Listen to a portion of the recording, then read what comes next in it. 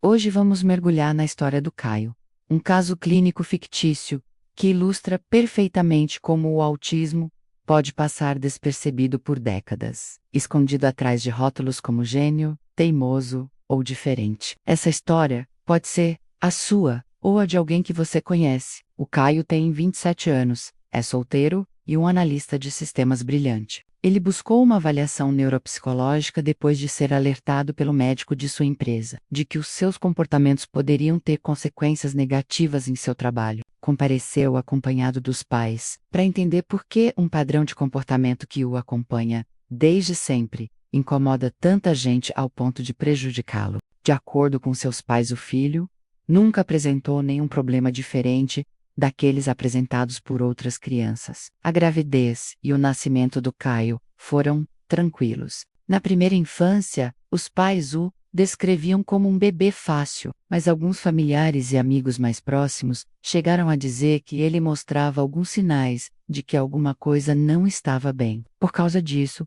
acabaram se afastando dessas pessoas. Ele era muito sensível ao toque e a sons altos, evitava contato visual e não gostava de ficar no colo por muito tempo. Quando ficava frustrado, chegava a morder o próprio braço ou a mão, um comportamento que os pais não entendiam, mas também não se incomodavam, dizendo que tinha puxado o pai, que era igualzinho, quando criança, tão genioso quanto o filho. Caio também demorou a falar, só começando com palavras claras, depois dos 2 anos e meio. Os pais disseram que o fato dele não ter amiguinhos foi a causa deste atraso. Outra coisa que chamava a atenção era sua capacidade de se concentrar por horas em um único detalhe de um brinquedo, como a roda de um carrinho. Sorria muito pouco. Quando alguém perguntava o motivo dele ser assim, os pais diziam que era a sua personalidade. O pai chegou até a pedir para os primos terem mais paciência com ele, que o chamassem para brincar,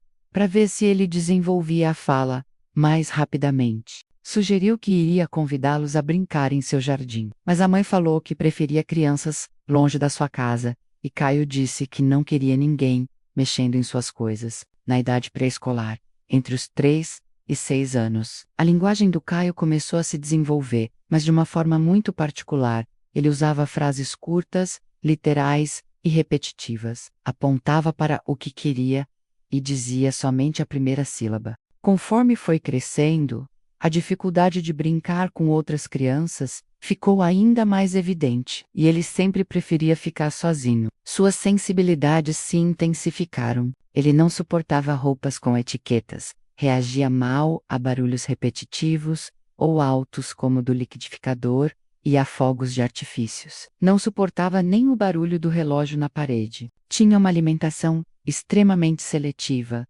comendo apenas arroz, frango, já não comia mais nenhuma fruta.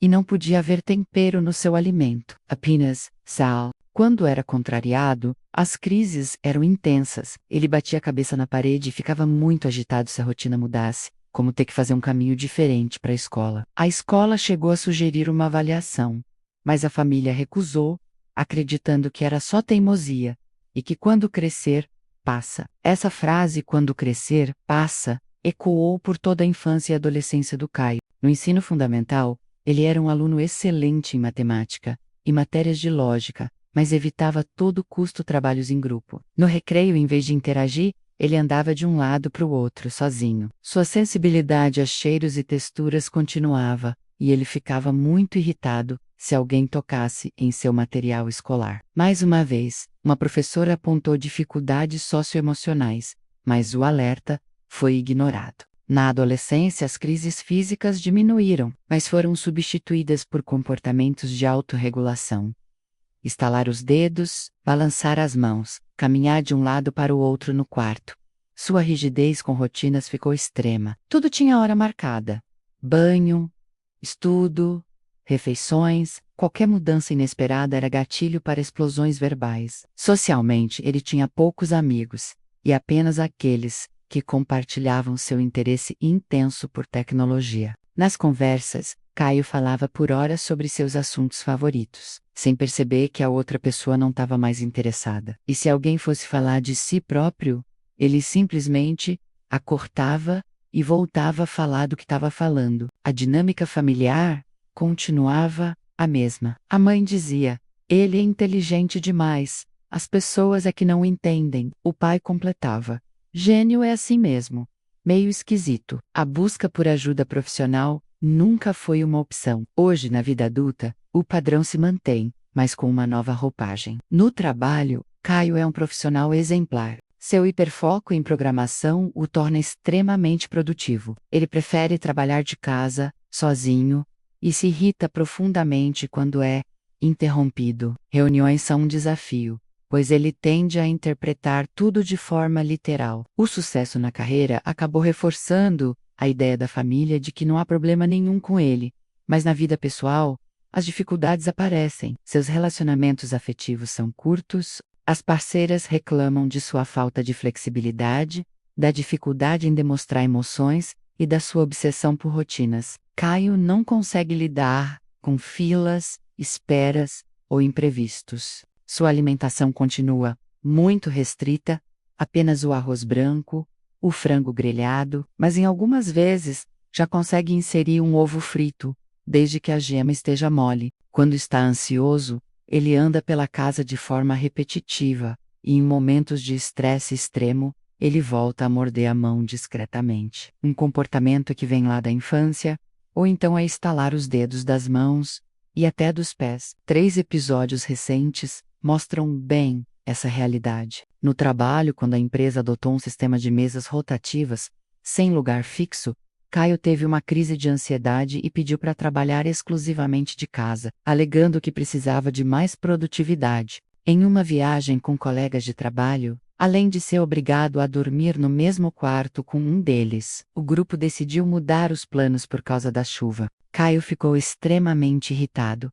Insistiu que precisava de um quarto só para ele, que não conseguia dormir com outra pessoa ao seu lado. E em relação ao passeio, teimou em seguir o roteiro original, elevou o tom de voz e acabou se isolando dos outros. E em um relacionamento, a ex-namorada terminou dizendo que ele era duro e frio, e que precisava que tudo fosse feito do jeito dele. Caio interpretou isso literalmente, e concluiu que o problema era que ela era desorganizada demais. Apesar de todos esses sinais, a família continua em negação. Os argumentos são sempre os mesmos. Se fosse autismo, ele não teria um bom emprego. Ele só é diferente, não é doente. É coisa de psicólogo, ver problema em tudo. Caio, por sua vez, absorveu essa narrativa, e hoje acredita que buscar uma avaliação seria um sinal de fraqueza. Com base em toda essa história de vida, a principal hipótese clínica, que não é um diagnóstico fechado, aponta para o transtorno do espectro autista, nível 1, de suporte. Isso explicaria os déficits na comunicação social, os padrões de comportamento restritos e repetitivos, a rigidez de pensamento, as sensibilidades sensoriais e o hiperfoco. É muito comum que, junto com o autismo, existam outras condições, como ansiedade e dificuldades de regulação emocional. A história do Caio é fictícia, mas extremamente real para milhares de adultos. Se ele buscasse um diagnóstico e suporte, sua vida poderia ser muito diferente. Ele poderia aprender a entender a si mesmo através da psicoeducação, desenvolver estratégias para regular suas emoções, treinar habilidades sociais e encontrar formas de lidar com a seletividade alimentar e a rigidez. Existem grupos de apoio, terapias e muitas ferramentas disponíveis. Enquanto a negação persistir, o sofrimento silencioso e as dificuldades nos relacionamentos provavelmente continuarão. Essa história nos mostra a importância de olhar para além dos rótulos e de buscar entendimento. Se você se identificou com a história do Caio, ou conhece alguém que viva algo parecido, saiba que buscar ajuda não é fraqueza. É um ato de coragem e autocuidado. O diagnóstico pode ser o primeiro passo para uma vida com mais qualidade e compreensão. Se você está passando por dificuldades, lembre-se que não está sozinho. Procure um profissional de saúde mental, como um psicólogo, psiquiatra ou uma equipe interdisciplinar, com um neuropsicólogo, para uma avaliação mais completa. Obrigado por assistir. Se esse vídeo te ajudou de alguma forma, deixe seu like, se inscreva no canal e compartilhe. Assim, a gente leva essa informação para mais pessoas. Até a próxima!